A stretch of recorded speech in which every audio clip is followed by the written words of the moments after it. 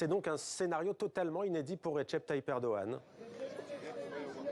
Et oui, Mohamed, pour la première fois depuis que les Turcs élisent leur président au suffrage universel depuis 2014, eh bien, c'est bien la première fois qu'il va y avoir un second tour. Lors des dernières élections, le président Erdogan avait été vainqueur dès le premier tour. Alors, vous le disiez, un scénario inédit, mais pas forcément défavorable au président, bien au contraire, puisqu'il remporte, on le disait, les élections législatives.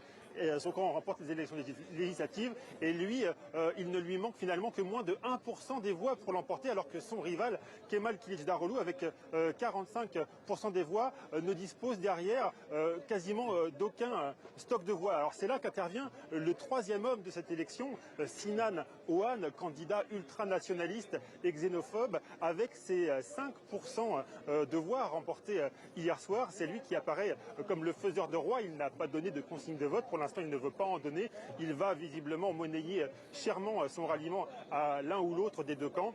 C'est un transfuge du camp nationaliste allié au président Erdogan.